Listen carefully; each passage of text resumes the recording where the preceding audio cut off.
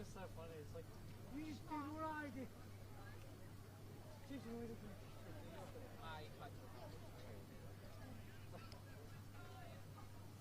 Oh, this is nice.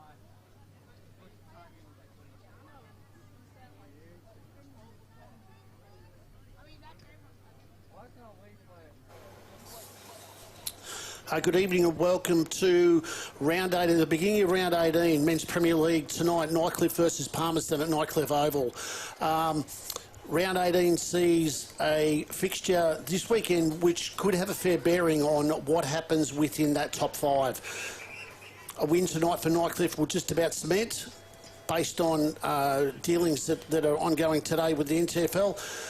St Mary's take on District, which could be a difficult task for them, but it's all open to see what's going to transpire within the next couple of hours, and then by Saturday afternoon we'll have a fair indication as to what's going to transpire with the finals. My name is Paul Maher. Welcome to AFL NT's coverage of round 18 as the ball is bounced. Nightcliff versus Palmerston is the clearance now. Pushing forward is Palmerston. The ball comes back outside. Picked up. Tackles. No clearance out.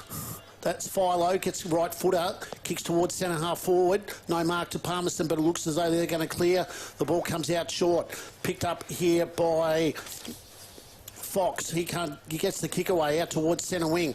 The ball there is tried to be cleared by Jaden Mick. He gets the ball out, can't find anybody. This is Nyhaas, picks it up, kicks back in towards centre half forward. He can't find a Nightcliff player either. The ball hits the ground. Tackles.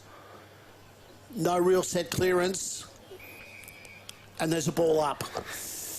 I'm joined by Will Zwar for tonight's coverage. Welcome, Will. How do you see this one panning out? Yeah, it will be a very interesting one. We got some late news in this afternoon that Nightcliff, they'd be sacrificing their second spot effectively as a result of a breach, as Nyhouse hands it to Philo running back through traffic, takes it across half back, and I think it's going to spurn the Tigers on for a pretty big win, Paul. They've got something to prove to the competition. There'll be a few people out there saying they've done the wrong thing. They'll be coming out to say, we're not bothered by that, we're going to come in here and smash it through the final season. As Perez comes in looking to half forward, turns it over, Palmerston off half back now. They move it inside the forward 50. Good mark there in the back half by, looks like it's by Nathan Brown, who's come back into the side. He pushes it into the back pocket and he finds Terry. In fact, sorry, it's Vile. Now pushes it out to Bailey. Looks down onto the wing. But yeah, for Palmerston, Paul, it's their last game of the season as well. So you'd think they'd want to try and find one last little reason for celebration in season 24-25. Oh, well, you always like to finish up on a high, and I know the Palmerston under Mark Terrell have had a very challenging season. So to finish on a Friday night, how good's that? Yeah, it'd be pretty good for the club, I think. And you know, they've definitely, looking at the team list throughout the season as we have, they've had the youngest list by a mile week to week. So a lot of young guys there who you imagine it'd be good for them to have a decent bonding session afterwards and say, look, we didn't finish the season anywhere near where we wanted to, but if we can all stick together in the off-season and come back looking pretty strong, we've got the structure going for a pretty good run going forward. As the ball's now with Munich, pushes forward down that far side. Tried to kick it back in board, but a bit of a grubber picked up by Lanyon at half back through the middle of the ground. Chopped off. Now working across half back again for Nightcliff. Lanyon going in, picked up a couple there already tonight, having a really heavy day. About to go in for a third. No, picked up that time by Catapoulis, who's been really impressive the last few weeks in particular. Fox, he snaps towards goal. Will the Magpies get the first on the board? Nope, not even close. Out on the full. It's their first opportunity going forward, Paul Maher. Yeah, well, look, I mean, a big night tonight also for Nightcliff. Cam Eilert will play his last game for the last home and away game for the club, as he's got the ball here in that back pocket. So probably going to be a little bit emotional for him as well. He's been around there for a long time. He's got a fair amount of success as well. As Nightcliff bring the ball outside, this is... Cross kicked it down the line. Intercepted, though, coming through here. Barrett. And then high half forward Jaden Mick comes back to Wilson, who's been their captain for season 24-25. Done a really good job, and I'm pretty sure if I've got my facts and figures right here, Paul, he's been the captain for 3 years in a row, but at 3 different clubs. Wow, well, there's a stat for you. Yeah, Banks a few years ago, and then Palmerston Nightcliff the year before, then Banks a few years ago, and then Palmerston this year now. So 3 clubs in 3 years and captain for all 3 as well. Just comes back now looking for Vile. So where's he off to next year? Who knows? He's, I believe he's originally a Buffs boy. We know they're in an equal predicament, so he could be back there, maybe a 4th club in 4 years as captain, but who knows?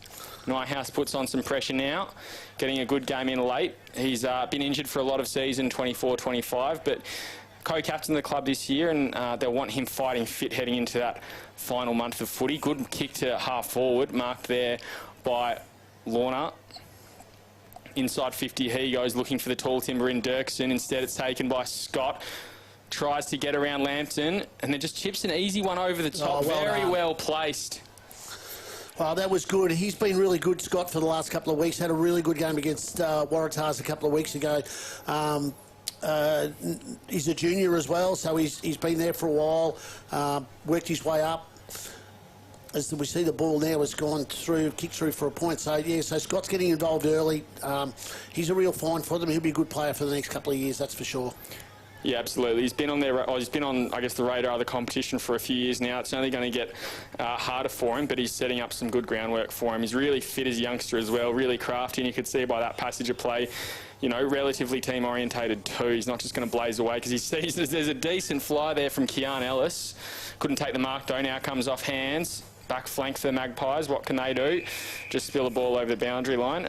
Ryan Wharf on screen as well with the mullet. He's been a really stable part of their team this year too. I'm not sure when the Magpies' best and fairest night is, but he'd be my pick for sure. Just been very consistent week in, week out, and as we said, been a pretty tough year for the club.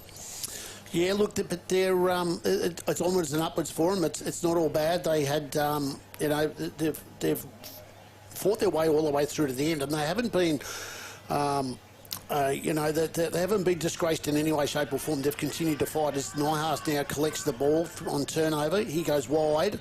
He's out there looking for... Henderson it is. Just chips it forward to a couple of teammates. We're going to the hands of Scott. Feigned to pass off to Bailey, then goes to him for a little 1-2. They've got a lot of numbers on him, but he breaks through the line. Scott now from outside 50. He kicks it long in the centre corridor, and I think that one has gone out of bounds. In fact, he's been called out of bounds. So will be a free kick. No, hit late, judging by... No, out of bounds on the full.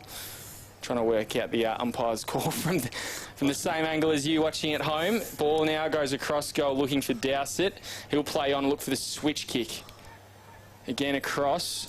Good intercept there, or the kick was a little bit wayward, so the Magpies defender's done a good effort to at least nullify the turnover. So, Nightcliff, as I said, pushing up in towards that second spot at the moment. So watch this space for more to come on that one. They've been the former team over the last couple of weeks. Big win over Waratahs with a 9-goal last quarter. They've been strong. They've sort of gotten a little bit better as the year has sort of, the back half of the year's progressed. So, you know, from the best 2 teams in the competition at the moment are probably them and Southern Districts.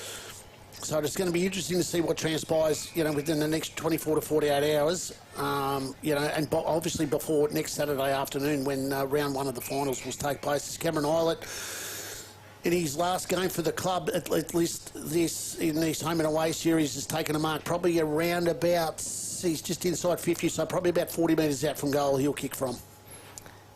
But I think the easy maths at looking at that situation going on with the point sanction that I guess you'd say Nightcliff are potentially facing is, even if that doesn't go their way, it sounds as though they're going to make an appeal. It sounds as though with a big win tonight, they could still finish in that qualifying final if other results go their way too. So, you know, just because there's been some not so great potential news, we'll call it, for the club today, they've still got a lot to play for tonight, the Tigers, as they get the first of the night and extend their lead out to 8 points after that first goal.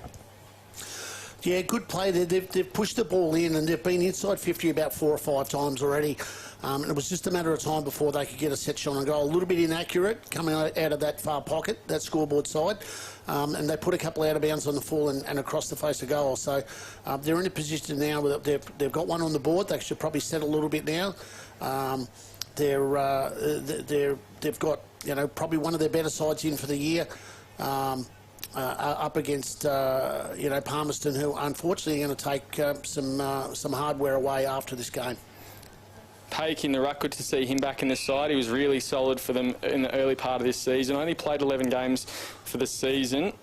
And he's played a few games in the reserves just to get some form back, but looks like he's missed a few games over the Christmas period as well. As Magpies go to half forward now. Wilson putting in some body work at ground level. Spills off hands. Nyhouse putting on some pressure. Now out to Politis as well. Umpires called for a whistle. Incorrect disposal will go the way of the Magpies.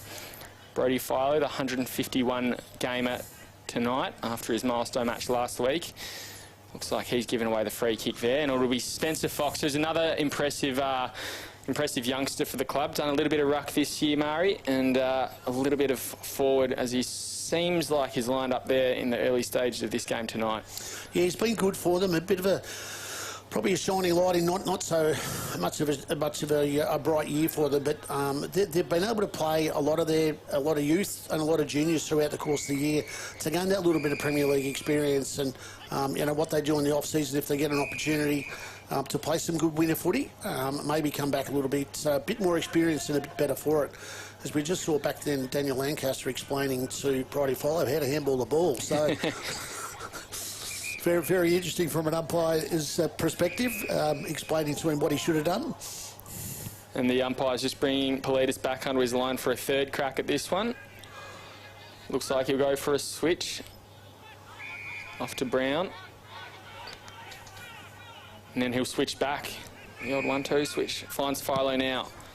Launches it long down the line.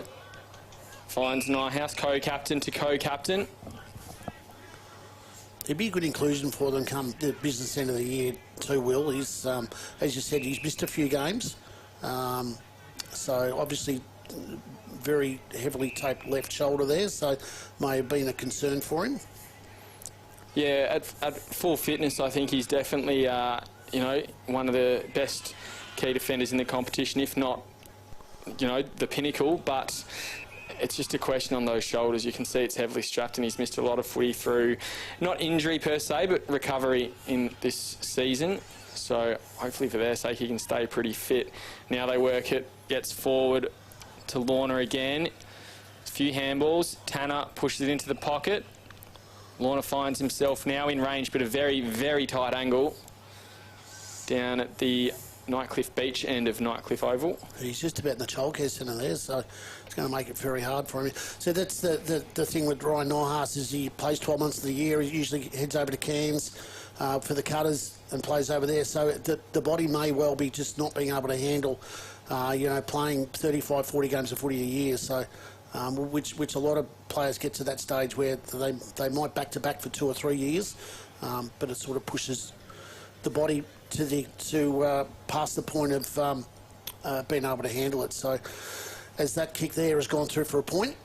Lorna's kick, as you mentioned, touched over, and that takes us out to 9 points, 1-3-9. Palmerston Magpies yet to score 12 minutes into this first quarter here at Darwin Mazda Nightcliff Oval. Here's Ellis. He's been really good the last few weeks as well, Mari. Looks like a bit of a live wire up forward. Knows how to get off his feet as well and have a bit of a saw in the pack. Just needs to get his hands on a little bit more. Ball comes across the centre of the ground now, looking for the far wing. Paddock space. Looks like it'll be the Tigers getting to it first. They push it back to Tanner. He now puts it just in front of his captain, Nyhouse, who could keep running. No, pushes back off his mark. Measures himself and then finds a stagnant target again, combining with his co-captain Philo. He'll launch it into the pocket now. Very tight angle and just a bit too much on it for Dirksen. And I think that one has gone out of bounds on the full, if not very tight. Looks like it'll be a boundary throw in deep in the forward pocket for the Tigers. Well, they're pushing forward again. Their consistency to bring the ball forward, as we spoke about before, has probably been in there 7 or 8 times now, but they've had 4 scoring shots, and 2 of them have been touched on the line, and a couple out of bounds on the full. So they're peppering the goals. It's keeping their inaccuracy is keeping Palmerston in the game. Ball coming out now, but Tigers again just seem to have their hands all over it, though this is probably a little bit where they've struggled tonight, Mari. It's entering inside their forward 50 as they find a target probably just on the range of Politis, but it's having that final shot on goal, as again there's just a bit too much of a pack there. Dirksen couldn't take the mark. He'll get a free kick though by the looks of it, or at least his teammate in yellow and black will. And it looks like it's going to be in the hands there of Stanley Cox. Yeah. It had a massive influence on the game against Waratahs a couple of weeks ago. Some 2 or 3 last quarter goals and a couple of big clanging marks. So he's a little bit of a form player at the moment too, Cox. So their avenue into goal is very wide at the moment. Will they're coming in off that outer side wing consistently rather than come down through the middle of the ground. So they tend to push the ball out wide. Is that kick from Cox has hit the post? Yeah, hit the post there.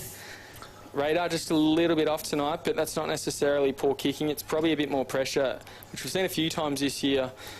Murray, Palmerston put himself under pressure going the other way. First through Lua, and they look to go across goal again. Find Wharf. Geez, they certainly make the most out of the ground, aren't they? They're going from boundary line to boundary line at the moment. And then again, very, very wide and taken over for a boundary throw in. Cammy Eilert on the bench, as you said. Just a quick little interchange there for his last home and away game for the club. So just an interesting process now is that it's either Palmerston are pushing them out wide or Nightcliff are deciding to play wide. As they do here at Nightcliff Oval, they've got a tendency of pushing the ball wide and then coming back inside, whereas they come down through the middle of the ground now. They're probably trying to keep it away from that centre half forward area now where the ball is, because it's a bit of a turnover zone, as Rick Nolan always says. Don't kick it to an area where the numbers are big. As Nightcliff now pushed the ball forward with several handballs, and it finishes up with pace. The big fellas snapped it through for their second of the match. They push out to a 16-point lead, and Alex Pate very happy with that one. Well, as we were just talking about, is that they haven't been sending the ball through the middle very often, and that time they did, is they brought it from that outer wing in through the middle of the ground and pushed it towards centre half forward, and they were able to, with a series of handballs, keep the ball rolling in towards an open goal. So it's a good finish there from Nightcliff. A little bit, it's taken them 16 minutes to really take some ascendancy in the game, and it was a while ago that Cammy Eilert kicked that first goal for them. So they're starting to make the most of their opportunities. Will? Yeah, absolutely. Definitely, you'd say a better side, given this match effectively second place versus last place on the ladder. They'd be wanting a big win tonight, but 16 minutes in, you would have liked to have thought, if you're in the Tigers coach's box, that you had a bit more than 16 points on the board against the would-be Wooden Spooners, as Wilson put some pressure on, but just a bit quicker and hungry at the ball is Rinaldi, now pushed out to Scott, and then with Politis again under pressure. He goes inside 50 now, looking for a lead from Dirksen. He's been lively in that forward line tonight, but this is, I think, his first real crack at it to get his hands on it cleanly and have a shot on goal. Yeah, he's been their leading goal kicker so far this year. 22 goals out of 12 games, which is fairly well down the picking order in the league's goal kicking. But he's a bit of a focal point for them. Lorna 3 or 4 weeks ago came in with a bag full as well. So they've got some talent there in the forward line. It's just a matter of being able to put it together to be able to score. It was a good passage of play then that they went out wide and then they brought the ball back inside. He's kicking from probably about 40 metres out, but he's gone to the far side. Really put that one in the cricket nets. You know, Nightcliff can have a little bit of wind behind it, and even though I think it's generally offshore, so coming, I guess, against the way Palmerston's kicking at the moment, favouring the Magpies this quarter. And, you know, it's predictable, but it still doesn't make that kicking any easier. As you've seen on that scoreboard tonight, 2 goals, 5 the Tigers are. Some of that due to pressure as well, as the ball spills over the boundary line on the lawn bowls side wing of Darwin Mazda Nightcliff Oval. 18 minutes gone in the first quarter, and you're watching AFLNT's coverage of the TIO 2024-25 NTFL season. 17-point lead going the way of Nightcliff Tigers. As ball pops out, Cox with a tap down and then has another crack at it. Scott just trying to work his way in front of Lambton, then gets a handball back. Kept it alive now to Rinaldi. He handballs it into a teammate in ball, but just couldn't find Eilert. Now it'll come to Eilert and then off again to Philo. Thought about it twice, then his third kick on goal goes long across the face though, through for behind.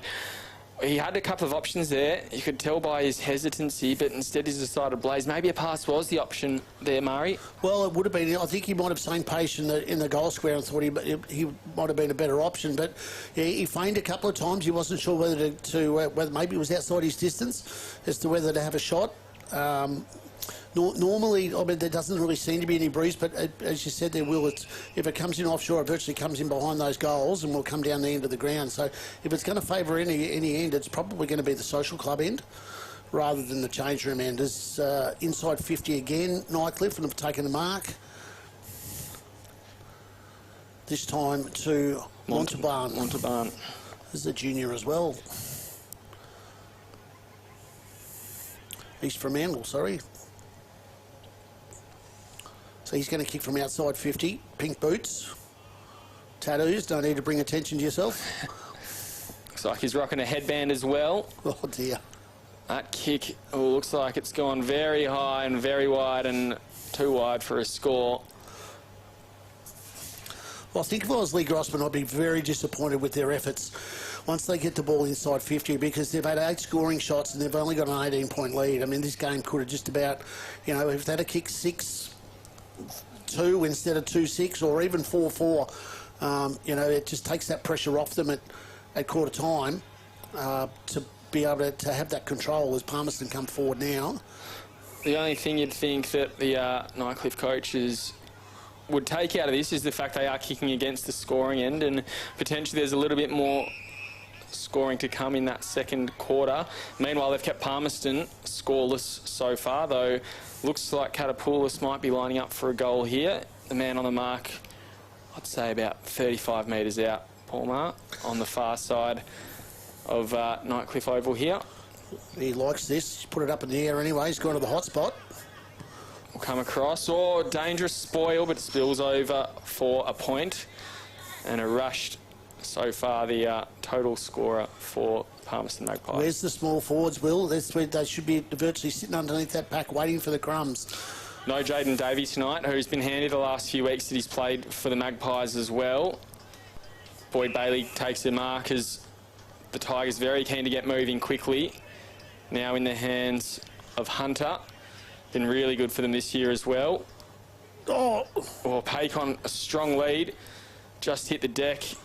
And now the Magpies looking to rebound. The Tigers have numbers. Oh, I think Henderson's just slipped over there in the dew, and he's been taken high by his opposition.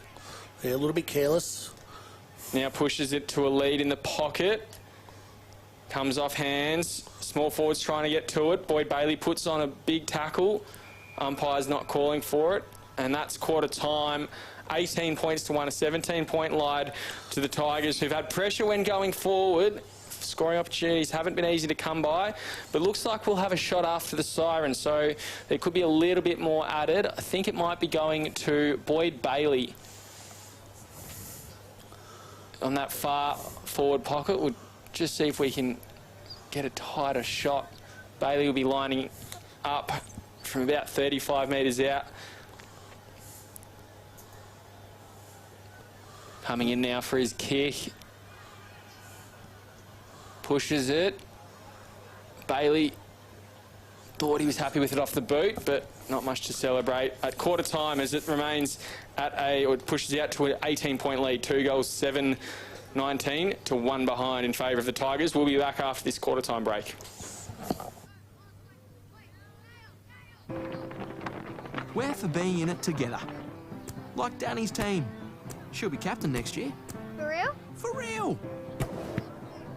Or like this couple, celebrating their anniversary. 29 years today. 30? Whoops, awkward. Well, congrats either way. And Sarah. She loves walking at East Point every Saturday with her besties. Keep up. I'm trying, Sarah. TIO, we're for Territorians. Kazali's Palmerston Club. Come and check out our cafe, open 7 days a week. Our kids club is open Wednesday to Sunday nights, including weekend lunchtime. Enjoy hot meals with nightly specials at the bistro or cold drinks at the sports bar. Feeling lucky? Have a go at the latest machines in our gaming lounge or grab your mates for a round of pool. Family gatherings or casual meetings, we have something for everyone. Kazali's Palmerston Club, making a difference.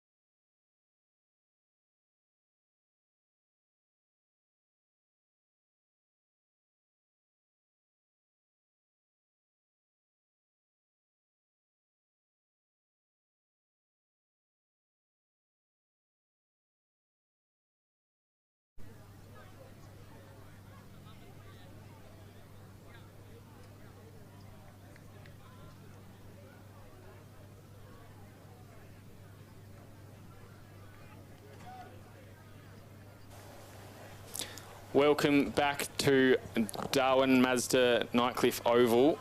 Round 18 action of the AFL NT 2024-25 TIO NTFL season. It's Nightcliff Tigers versus the Palmerston Magpies, and the Tigers with an 18-point lead, 2 goals, 7-19. A bit of pressure contributing to their inaccuracy tonight. Palmerston just the 1 point, a rushed point. The 2 goals firstly going to Cam Eilert, club and NTFL legend for the Tigers, and also to Alex Pake, the big ruckman.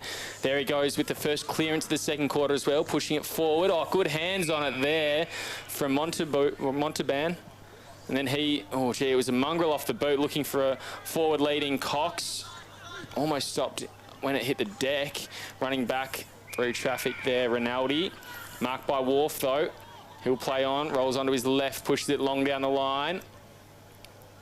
Couple of flies, comes off now, and then handballed forward to Munnick. He pushes long as well, ball through just for a point. Palmerston get their first behind off a boot, I guess you'd call it, for the day. Lanyon brings it into Paris. He pushes it out that far side. Finds Nighthouse. Been really good on that half-back line in the first quarter, Paul Marr. Yeah, he's controlled it, hasn't he? He's played that quarterback role, sat back, and now he's just playing that calm. Let's play a little bit of tempo footy. Let's hang on to it. We'll wait until the perfect opportunity comes up as they go back across the other side of the ground now. Is that they like to play this wide open spaces out here at Nightcliff. It's just a matter of where they go next. So Palmerston hopefully will be just filling the spaces, trying to make it difficult for him as Philo picks up on the wing. Pushes down the line again. Cox on a strong lead. He's been pretty impressive tonight as well.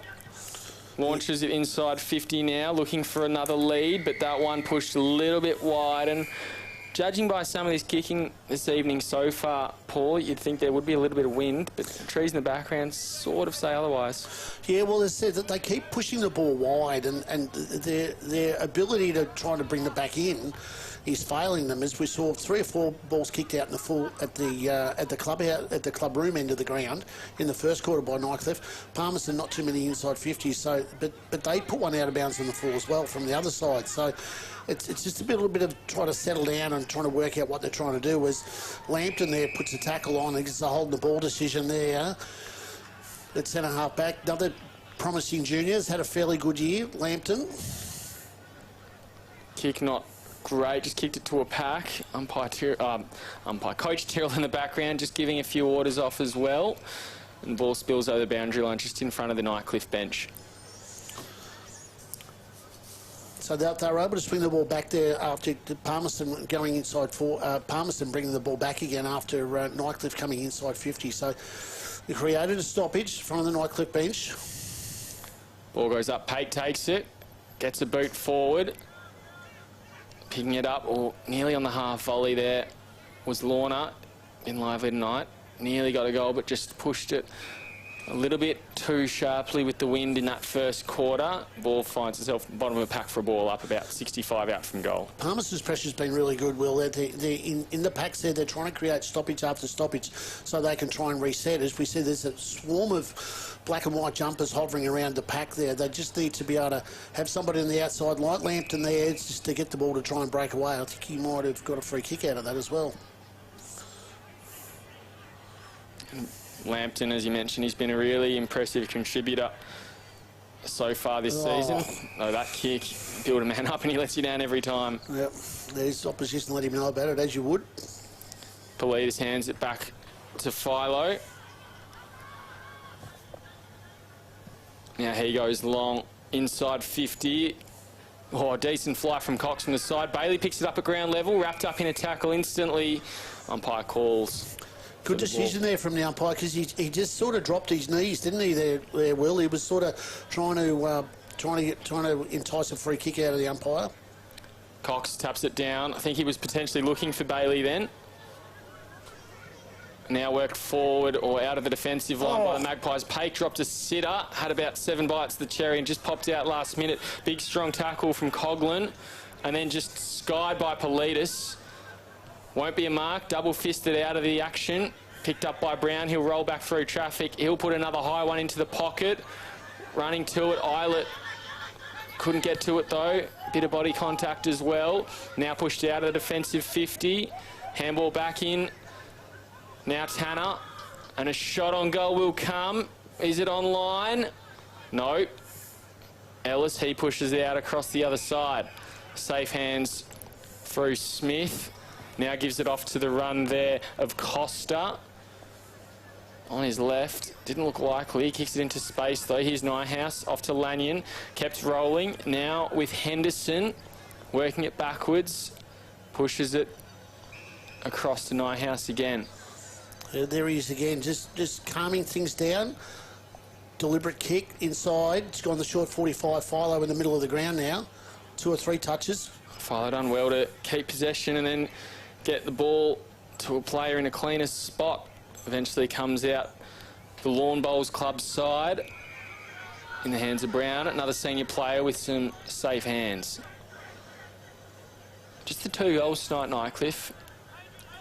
Feels like they've had a significant amount of the possession of the ball, but they just can't use it, as you saw by that kick too far in front of Politis and over the boundary line. Yeah, their ball usage is anything but average. It's actually well below average. The amount of times that they've missed kicks and turned the ball over and then put the ball out and out of bounds on the full to create stoppages. If they get a break at half time, it's well and truly deserved. Ball comes in now from the ump. Pake gets a tap down. Politis front and centre, wrapped up, taken over. We'll have another attempt at that one. Just makes you wonder if the news of the day has sort of taken a little bit of wind out of their sails, Will. I mean, you know, from a club's perspective, they were probably all drilled on it as to told what was going on. It's been a fairly big day. I mean, it was broken fairly early this morning as to what was going to happen. But I dare say the club would have known about it for a few days. But their performance tonight, as I said, in this first quarter and a half has been, as I said, average. Yeah, I think it can sort of go one of 2 ways. You'd think they'd come out and try and sort of potentially, you know, prove some people wrong. There'd be a little bit of noise coming from people saying, you've done the wrong thing, what are you doing? And, you know, you can sort of try and fight against it. Or, as it seems now, that they do seem a little bit shell-shocked. They don't quite see themselves tonight. It doesn't look like the most consistent lineup for the Tigers we've seen this year as well. Potentially pre-planned, they had a few players just to give them another run or, you know, potential trial before the finals come along next weekend as ball comes off Cox's hands and rolls over the boundary line. Well, the big win last week over Buffaloes as well by 106 points. So they've probably put the queue in the rack. They might have rested a few. There might not be a few boys might have stayed out of town for the weekend. You know, if they were bringing players in, is that they probably saw this one as a bit of a given based on their ladder position and how they were set. So, but they're not the only club to have done that. That will probably do that based on where they're at and what you can get out of the last game of the year.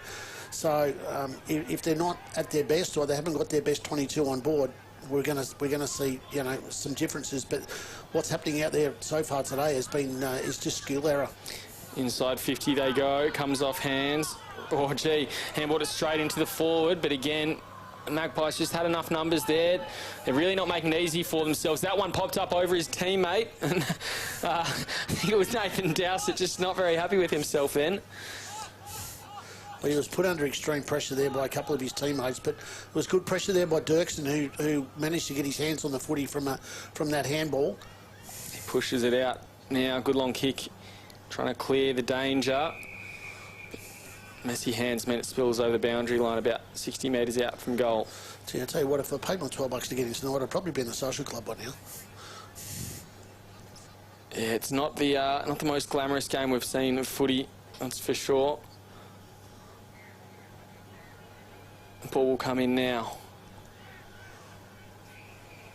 Pake grabs it out of the ruck, gets a hand on Bailey, pushes it in. Fitzgerald works it and then has another crack, pushes it across, looking for Twycross. He pushes it out wide. Now with Hunter. Kept it. Oh, gee, he's done very well there to keep it to Montalban. And then inside 50 they go. What can the Tigers do here? Top of the square. Comes off hands. Cox, he rolls round, snaps at the top of the square. and I think he's hit the post on the way through, just a point. They push out to 2 goals 9, 21 points, a 19-point lead over the Magpies with just one behind from them and one rushed as well. A total score of 2. That behind coming earlier in this quarter, and the rushed in that first quarter. So from what I can see, four players from last week's game not playing. Parfitts, Nikai were 2 of them, which are 2 of their major players, and McCarthy. So there's 3, and Lachlan Tarju 4. So all Wilson runs into an open goal down the other end meanwhile, and Magpies get their first of the night, and reduce the margin back down to just 13 points. Well, that's the second inside 50 for the quarter for Palmerston, and they've managed to kick a goal based on the fact is that Nightcliff weren't able to capitalise on their opportunities by pushing the ball forward. So well done, Nightcliff, is that they were Palmerston is that they continued to put defensive pressure on, and they were able to break free with the ball. As I said, 4 players not playing within that Nightcliff team tonight. So they've probably, as I said, maybe rested a few, thinking about the processes as to where they were at and what they were doing and the later positions that they were going to finish in. So, and I did notice a couple of weeks ago that Pace did actually play in the seconds as well. So, so he's managed to be obviously one of the ins.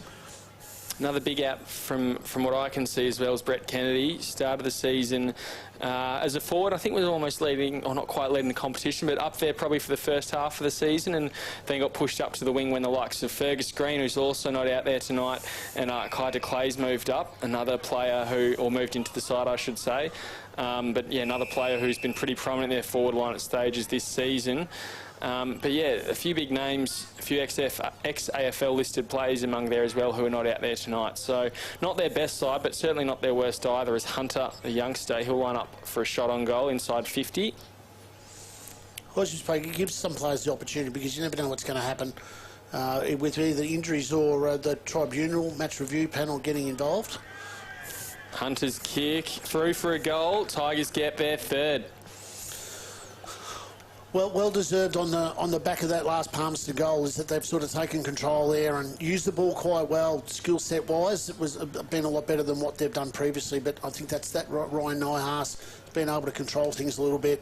The work from Pace in the middle of the ground as well is taking full control there. So hopefully a bit of a step up for them. They might have jumped out of second gear into third, Will. So we might be able to see something like we saw about 2 weeks ago again in that Waratah game where there was 6 or 7 goals had been kicked each till 3/4 time, and Nightcliff came home with a bag of 9 in the last quarter to seal that win. So. And I think that has been one of the Tigers' strength this year. They've been really fast finishers as well. I think twice earlier in the season against much lesser opponents is now finding their groove, kicking inside 50 to Dirksen against Buffaloes and Wanderers. So not massive opponents, but maybe leading by a goal or 2 at half-time and 3/4 time, and ended up winning by about 10 goals. So, yeah, they do know how to finish the game with the wind in their sail. They just need to find their groove tonight, and if they kick this, it'll be 2 goals in about 2 minutes of play, probably even less than that. Dirksen, this would be for goal number 23 this season. Pushes it through, and very happy with that one. Tigers get their 4th of the night. Well, once again, good players that they won the centre clearance and they brought the ball straight out. And Dirksen, those big hands, they put it out in front of him, and he was able to take that mark and score. So they might have settled a little bit. Palmerston, on the other hand, had been defending very, very valiantly. But I mean, when you're chasing the footy as much as what they have, sooner or later you start running out of fuel tickets, Will, and things like you're only going to be half a step behind, or you've got the on ball has missed something, or somebody puts a little bit of body on, which creates a little bit of space, because they've got a good on ball brigade in there at the moment. Philo, who was probably one of the favourites for the Nichols medal in a couple of weeks' time. And Cox has gone back into the ruck there to give Pace a bit of a spell, but as Wilson brings the ball out for Palmerston. Ball kicked out to the wing now. Spills over the boundary line very wide. Looks like it'll be a boundary throw in.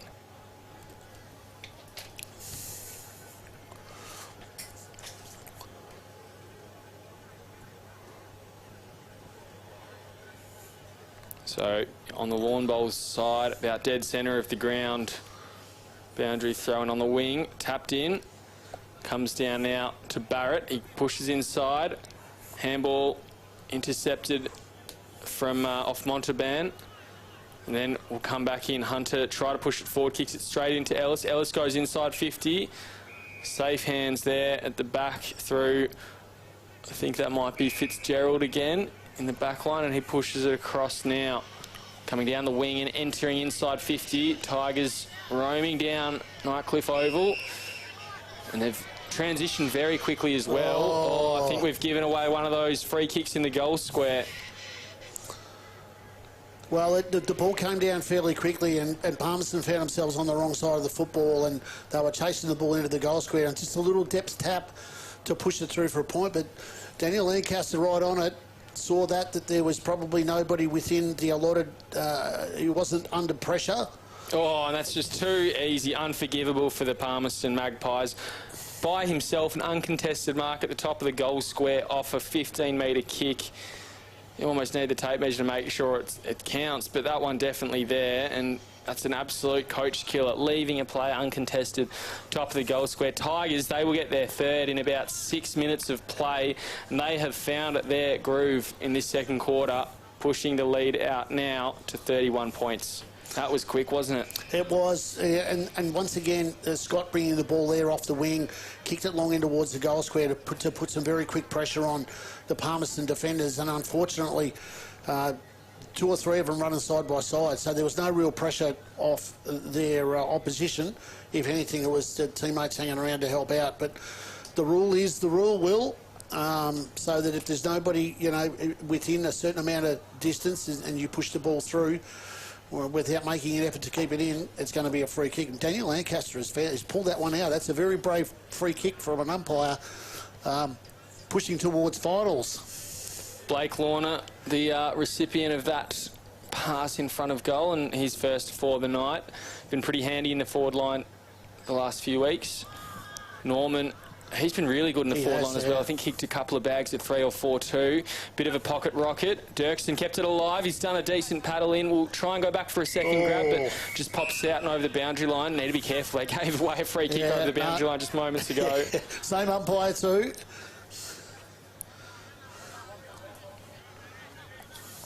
So we're inside 50. Throw in front of the social club here at Nightcliff. Ball goes up. Paik just shoves his teammate out of the way pretty easily. Costa now with it, rolls round, just keeps it in, then does a half-baked barrel just to clear some space. Didn't make the distance. Magpies under pressure as Fox gets it out. In back through traffic. Defender works, pushing it out to the run of Gould. Bit too far though, and Brown will take it over the back. Tigers will reset. Looking for a switch, go through the hands of Eilert. Lampton's putting some pressure on. Oh, gee, might have gotten him high. Eilert's done enough to get the ball away to Bailey. Then he'll get it back, then get it off to the run. I think that was Politis. Then getting his hands in the way was Lillo, and Magpies are in a dangerous position here, though. They just can't win the ball. Brown gets it out of the defensive 50 now, pushes it wide, and it's in the hands, and I think it's a 50-metre penalty as well. No, Henderson just looks to roll on. He pushes it inboard to Bailey. Gee, he was off there. Ooh. A short one makes, or try to make sure of his kick to Norman. Finds the deck, and then he gives it off to a runner. Now they go inside 50, comes off hands again. No crummer at the fall of the ball there. Now they're coming in with hot pursuit. Great tackle through Montalban, and the umpire calls for... Nice deliberate. Another deliberate, so they're tight on that one tonight, particularly going forward. It'll be Montalban. I believe that's how we're pronouncing it. Montalban? Oh, well, Montalban. If you know where he is, give him a call. Give us a call so we can pronounce it correctly. He's going to have a shot here by the looks of it. It's a great camera angle. Oh, he's going to pass it off. Maybe should have had a shot. Comes off hands. Now Norman. Got boot to ball. Very high into the pocket. Last line of defence through for a behind. So they're starting to bomb in now, Nightcliff. A lot of defensive pressure being put on by Palmerston, which is forcing kicks like that to be put up into the air. They've just got to play a cool hand here, Palmerston, and try just to settle a little bit. take possession, bring it out bit by bit. Fox playing all around the ground, pushes it very wide, but that's a good kick to Riley Lure. That one not so much. Turned over. Tigers inside 50. Eilert, bit sloppy with a couple now, but manages to pick it up with a little bit of space favouring him, looking for Dirksen. Again, playing Magpies at ground level. Here's Costa, who's been pretty good so far tonight. Now comes on to right, pushes it over, and he's well wide. Umpire's called that one out of bounds, just over the boundary line. Thought he was pretty close there. In fact, no, he earned himself a free kick, Riley Lure, or thought about going across goal. Instead, he kicks it halfway to Lambton, and it bounces up and hits him on the carry. Now Philo back through traffic, pushes it backwards. The spice been taken a little bit out of this one again. 3 goals in the middle part of this quarter to the Tigers. Really the fastest passage of play we've seen here, Paul. Tigers go inside. Comes off Cox's hands. Island the goal square, pokes it through. His second of the night. Well, that's Scott again. He's getting a lot of touches out on the outside and putting it into the hot spot there, trying to make the most of it. Cox has been pretty good in the air of late, managed to bring that ball to ground, and the number was number 10, Cam Eilert. So he's making an impact, Eilert, in what is, as we spoke about earlier, his last home and away game for the club. So he scoreboard pressure, and he was what we spoke about before. Where are the front and centre smalls? Where are the crummers? And he's the one that's doing it for him. So continues to do his bit and impress, even at his age. The Tigers by 38 points at Darwin Mazda Nightcliff Oval as you're watching AFL&T's coverage of the 2024-25 TIO NTFL season. Hunter in the middle now gets a handball out to the run of Philo. Almost tripped over his own feet there. As running back through traffic was Dowsett, then to Costa. Going through the middle of the ground, wrapped up in a big, strong tackle there from Rinaldi, and we'll have a ball up in the middle of the ground, you'd think. Umpire calls for my ball. Nearly 22 minutes gone in the second quarter. Just asserting some dominance in the middle there, the umpire. Paik taps it down. Ball spills out from hands. Scott works it back. And then Twycross pushes wide to Ryan Nyhouse. Again, he's picking up some form. That kick to Hunter. Must be quite sort of wet and slippery out there. I don't think we've had a heap of rain today, but it seems like the skills are lacking a bit. Is running into an open goal again. Their second of the quarter is Terry Katapoulis. And Palmerston give a bit of something to celebrate on the eve of halftime. Well, there's that skill error again, Will, where it was a fairly simple chess mark. As we spoke about, is that there's been a few multiple skill errors in this first half of the game, and simple chess marks like that. We saw Cameron Eiler drop one about 2 minutes ago before he kicked that goal, and another one just hit the ground then. Pace hasn't been able to hang on to anything tonight, and the ball keeps hitting the ground, and that one created a turnover. We did see Brody Philo, as we said, trip over his own feet there before, so it may well be a little bit dewy out there that's causing,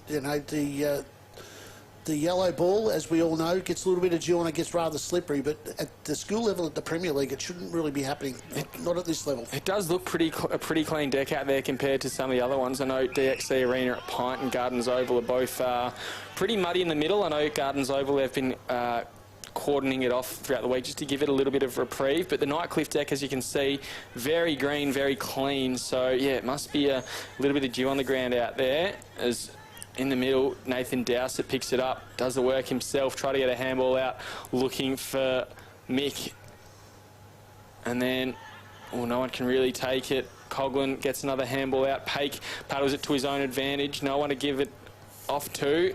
Wilson came in, got it to Wharf. He got tackled by Paik, doing a lot of work there, Paik. I think he's really trying to show his prowess here as the ball comes off to Wilson, running inside 50 now, onto his preferred right, rolls round, opens up towards an open goal square. Well wide though, and out of bounds on the full. That's a good passage of play then. The Lambton got involved there as well. They were able to that's that pressure again that they've been putting on. Now comes to Nyhouse. Short, sharp one over the top. Lure. In fact, it's Lorna. lures opposite number. Pushes it out wide to Hunter. Hunter's been really good tonight as well and really found his spot on this side. Bailey, he'll roll around, and that is the half-time siren. So it's the Tigers going in with a 32-point lead. 6 goals, 10-46. The Tigers leading the Magpies 2-14. Our goal scorers tonight, for the Magpies, it is Wilson and Catapoulis. And for the Nightcliff Tigers, Paul Maher, who's kicked the majors for us. Cam Islet's got a couple. Hunter, Lorna, Dirksen and Paich with 1 each. So 46-14. Well, it's definitely not over. Palmerston are still very, very competitive with it. 4 goals that quarter to Nightcliff. Put some ascendancy on it early, but the last couple of minutes, the 4 or 5 minutes were fairly level. So it's going to be an interesting second half. Yeah, we'll bring that second half to you after this halftime break. We're for being in it together. Like Danny's team. She'll be captain next year. For real? For real. Or like this couple, celebrating their anniversary. 29 years today. 30? Whoops, awkward. Well, congrats either way. And Sarah. She loves walking at East Point every Saturday with her besties. Keep up. I'm trying, Sarah. TIO, we're for Territorians. Kazali's Palmerston Club. Come and check out our cafe, open 7 days a week. Our kids club is open Wednesday to Sunday nights, including weekend lunchtime. Enjoy hot meals with nightly specials at the bistro or cold drinks at the sports bar. Feeling lucky? Have a go at the latest machines in our gaming lounge or grab your mates for a round of pool. Family gatherings or casual meetings, we have something for everyone. Kazali's Palmerston Club, making a difference.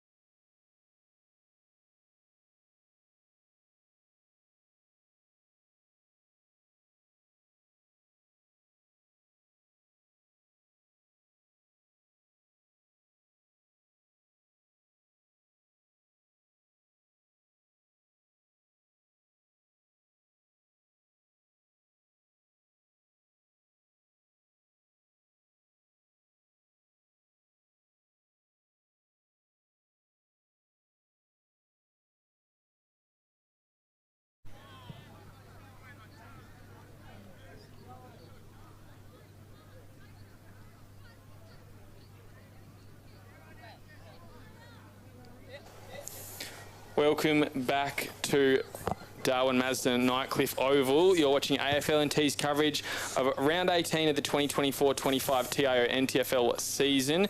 Nightcliff versus the Palmerston Magpies, 6 goals, 10-46. The Tigers with a 32-point lead over the Magpies. I'm Will Zwar. With me is Paul Maher, and it's been a bit of a dour game tonight. Not the best display of football you'll see this season, but it's an interesting match with a bit of context around it. Wooden Spooners versus should be second of the ladder Tigers, though some news in today means Nightcliff's position on the ladder could be anywhere between 5th and 2nd by the end of the round and the end of the week ahead of finals next weekend. Interesting first half. How have you seen it so far, Paul? Well, if I had to take my girlfriend out for dinner tonight on Valentine's and it is Day, Valentine's Day, and or miss a game of footy, I'd be quite happy to take her out for dinner, mate. So because I don't think I've really missed much. So it hasn't been the best. The first quarter was very, very ordinary. Lots of skill errors. Nightcliff have come good a little bit there in the second quarter and kicked 4 goals, but Palmerston they're not out of it. They're more than competitive. They're in and under. They've kicked a couple of goals off turnover and mistakes, so they are making the most of it. But Nightcliff are a powerhouse. They're a little bit wounded at the moment. They've got a bit of a limp.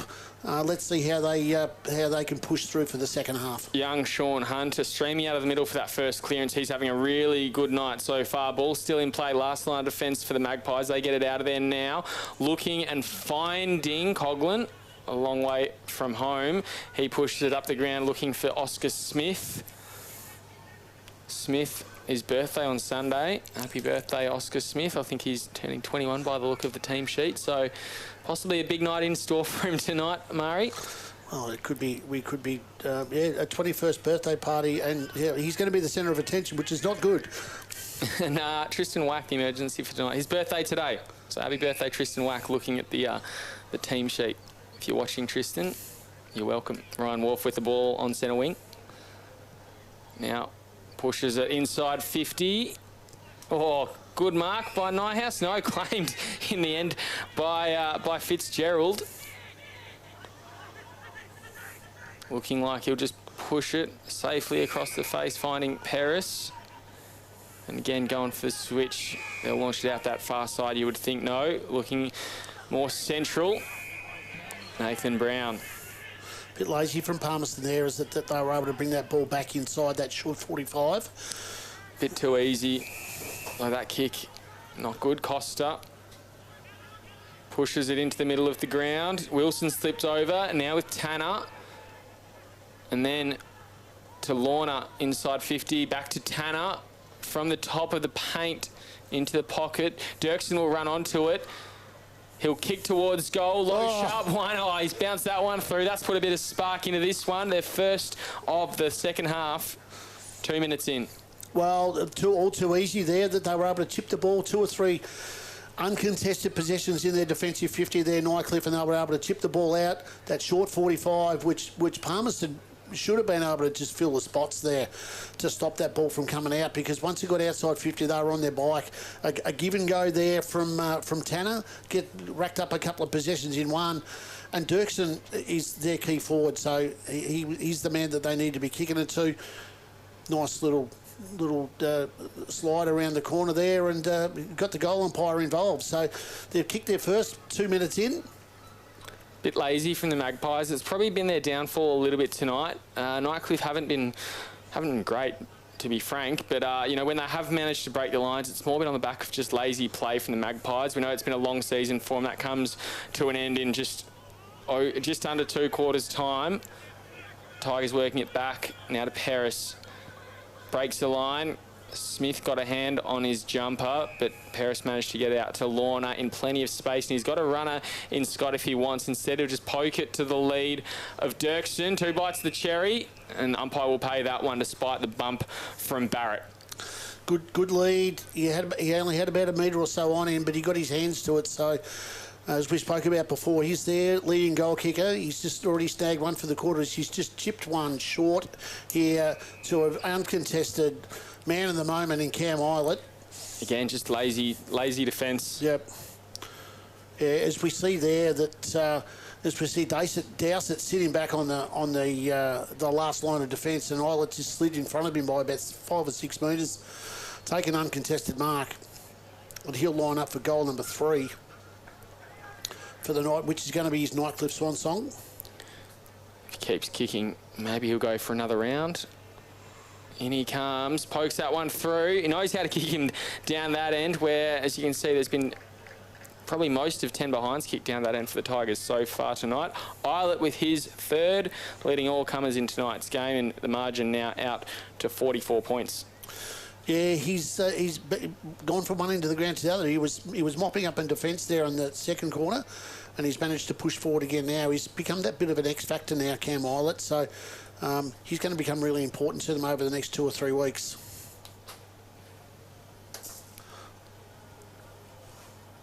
Yeah, he's not getting any younger, but he can prove that he can still find a spot in that side, whether it is a little bit less explosive off half-back and just with some composure, or as a bit of a linchpin in that forward line. 3 goals tonight, in a night where they're not easy to come by, is a pretty handy feat to have, particularly when you can get some of those dour slogs in Premier League finals. Free kick out of the middle will go the way of Vile, and there'll be a 50-metre penalty. Gee, a little bit of argy-bargy in the middle of the ground. Barrett got nothing left to lose in his remaining 2 quarters of footy for the season. Bailey with the free kick in the middle of the ground. You don't want to go out that way. That he'll take whatever weeks he gets tonight, and he'll take them with him wherever he goes, and then they'll also carry over for if he comes back again. So, as I found out, Cam Eilert turns 40 on the 12th of March. Geez, I'm nowhere near that, and I've just about retired from footy myself, so he's doing a very, very good job out there, Cam Eilert. And a little bit of spice in this one. Tanner just giving Barrett a little bit of action on his chest front. Well, Mark Tyrrell was an assistant coach last year at Nightcliff, so he's maybe said to the boys, you know what, we've got half a game of footy, let's maybe make it a little bit hard for Nightcliff and see what we can do to maybe rough them up a bit and make their sucker them in, maybe for a few free kicks, or maybe even do some damage to them, go rolling into the finals. Ball comes up now. Pake clears everyone. Taken by Fox. Got boot to ball just in the nick of time. Nyhouse will pick it up though. Gets a handball out to Via. Wilson tackled him without it. Umpire caught offside. And now Philo goes into the middle of the ground. Coming in board to Henderson. He pushes it inside 50. And that is a good mark there on the lead going to Norman. Yet to kick a goal tonight. But as we mentioned, he knows how to find them, doesn't he, Paul? He does. He's been good for them tonight, whether on ball or up forward. He's been an opportunist for them, and now we see him kicking from around about 48. 9 goals this season so far. Is that number 10? No, just 3 for a behind. 13 games he's played for the Tigers this season, and yeah, been a very handy contributor. 3 goals a few weeks ago against Waratah, which is no mean feat, and possibly their opponents next week, so it'd be a handy addition to the side for them, man. Yeah, certainly will be, because the goal-scoring prowesses we've seen in a lot of games. Competitive games this year, there hasn't been a great deal of goals scored. There's been a couple of cricket scores, but in the competitive games, which we want to see in the final series, is that healthy competition is good competition. So we'd like to be able to see a couple of good games. Philo unleashes his right boot, kicks across the face at high half forward. Wharf trying to get involved, then broken away there from Twycross, stripped of it. Wharf gets a handball over the top. Costa running through, gets a handball to the run of Wright, but he just gets a bit too far ahead of himself. And then Pake pokes one atop, and it's hit his teammate and Henderson on the head as he's running back. Didn't have enough on it. Made to work, putting some good body contact on. There's Cooper Gould, and then he'll get it back. No, he won't. Try to get it to Wilson. No, that's Gould again, sorry. And then Tigers work it in their favour, have a shot on goal. Have they found their goal-kicking mojo? No, 3 for a behind. They're doing a bit better, though. I think at one point they were 2 goals and 9 points, if I'm not mistaken, Paul. Now they've almost squared that up. 8 goals, 11, 8 goals, 12 they could be now. Yeah, I'm not sure if it's that end of the ground or not, but it's not finding its mark very easily. Pushed over. Pake, intercept from the kick-in. He'll look to pass it off. Deep he goes and finds Dirksen. Again, uncontested mark. Way too many of them inside 50 tonight, Paul. Yes, and... Could be going for another one. No. I think he wanted the to ball play be on brought there. back. He was trying to look for Cox, but too many numbers back. And the umpire, I think, had blown his whistle to get him back in behind the mark. So he was in a bit of a hurry then, Dirksen. I'm not sure what he was trying to do, whether he was trying to hand off or not. But he's going to be kicking from around about 50 by the looks of this. So he's taken plenty of steps backwards. Getting a little bit of advice from his teammates and his opposition. Dirksen coming in now. He's kicked 2 tonight. This the easiest of the lot of them, you'd say. Pushes that one through. It's a goal. 9 goals, 11 they move to. 65 points, and they lead by 51. Almost 10 minutes into the third quarter. So, good passage of play then, Nightcliff, as they were able to bring the ball forward up to the intercept mark there from Pace, who's been pretty good tonight. He's very mobile for a big man. He's getting plenty of footy. His skills probably aren't probably the best as with a lot of his teammates, but he was able to take that mark and put it forward into space there for Dirksen to run into. So they've been very good like that, Nightcliff, is that they've left that forward structure open so that Dirksen can run into it, because one-on-one he's pretty much unbeatable. It looks as though there's... Could be a potential 666 breach. Yeah, it's against Palmerston by the looks of it. So, and I'll say this again, I say it every week. No, it might be against both of them by the looks of it. Is that I think it's time that the warnings disappeared. 6 years of warnings, I think we've had at all grades. 7 years. Pate gets it down now. Picks it up, does the hard work at ground level too. Norman's handball over the top will find Bailey. He'll throw it onto the boot, looking for a short target. His kick a bit too long though. Handing it out the back was Lua. And now he finds a man out on the wing in Connor Wright. 21 on Sunday. Happy early birthday to him. Ball comes inboard. Mick gets it. Just a handball away before he ran into a Vile-shaped block with Ben Vile wearing the number 8 jumper. Now rolling around. Gee, very tight angle. Magpies have made something out of nothing there, and they get something to cheer about at Nightcliff Oval. Well, geez, they hugged the boundary line from start to finish there, didn't they? For all the way down that outer side, and the coach's box side, and then all the way down the boundary line, they hugged it around there, and they finished up kicking the goal off the boundary line. What a goal that was. Sensational. Is that they won't give in, Palmerston. They're going to fight all the way through to the end here, so it's not all one way. Coach Tyrrell is big on fight as well. I think he's got a few key components he loves his teams to work by: discipline, preparation, love. I think fight's another one of his, and they won't give up on that tonight at all. They'll keep going regardless of the score. It looks pretty dour at the moment, 46 points the margin, but that goal just shows they're going to keep going till that final siren goes. Spencer Fox, a decent leap in the ruck, can't take it down. Bit of a spark maybe from the Pies. They're trying to roll it forward pretty quick. Umpire will call for a ball up. High half forward for them. Pake taps it down. Getting onto it was Potter.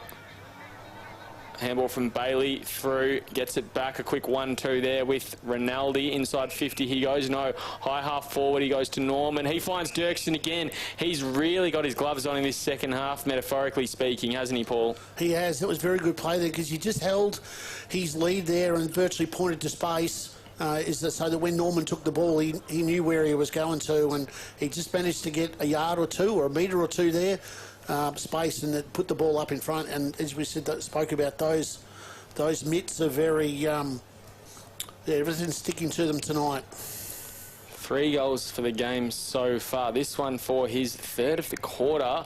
Pushes it very, very nicely through. No, across the face. And I don't think that will register for a score. No, just a behind. On kick-out duties will be Kean Ellis. Oh, no. Not a good kick-in at all. I think he was playing forward last week. Maybe he's trying to earn his spot back in the forward line, but no one's told him there's no next week for the club. They'll finish Wooden Spoon with finals starting next week. Bit of a scrap on ground level. Push forward. Coxwentz goes for the soccer. Then it's handballed over the top. And now Jack Norman, point blank range. He snaps it over the top. Tigers get their 10th. It's a good play then. Bad kick out mistake there from Palmerston is that they were always going to be under pressure trying to bring the ball out. Nightcliff had set themselves up defensively very good, and the ball just came back. A couple of quick handballs. Cox with a little slipper off the ground was a bit Matthew Scarlett-like. And pushed the ball forward there for Norman to finish off with it. And he's been threatening tonight. Norman's had some opportunities inside, and he's pushed forward. He's able to put one on the scoreboard. Yeah, he's been really good as a small forward there, and I think they've probably been lacking a little bit in forward pressure, but it seems like he's been around the mark more than anyone in that Tigers forward line, and rewarded with a goal, particularly in this third quarter. He's come to life. Hunter in the middle, you can see him there. Been really impressed with his game overall tonight. Let's see if he can have a crack at it. He is. Looks like he puts some contact on, but the Magpies ultimately moving the ball forward.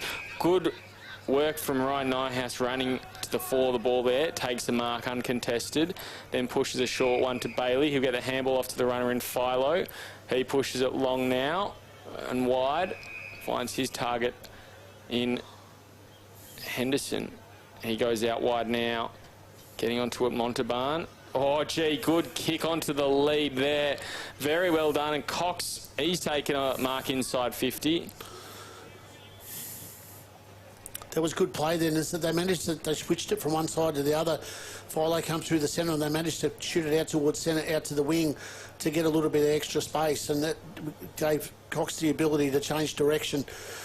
And they've created that bit of a space there for Dirksen and Cox to run into. So very agile Cox to take that sliding mark as he has a shot for goal, and he's missed to the bowling club side. It's that end of the ground. And you can see the wind carrying it there as well, Paul. Well, it certainly looked like it, but there's not a great deal of movement in the trees. So I think there might be a shiny side of that football and a rough side. Might have brought out the sandpaper as Nyhouse. Ball comes off his hands. Hunter, he's trying to get involved as well. So too Paik again doing the work at ground level. Dribble along the ground from Brown and picked up and taken out of there by Munnick. Turned over at high half forward. He'll push across the ground now, looking for his teammate in Henderson. He'll play on. Dances around his man on the mark, and then just a short low ball into Boyd Bailey inside 50. Opens up the angle a little bit. And he's in range, you'd think, as well. Been another handy goal scorer for them. Knows how to find a bag. He was good early on in the year, Will, wasn't he? He was one of their key forwards.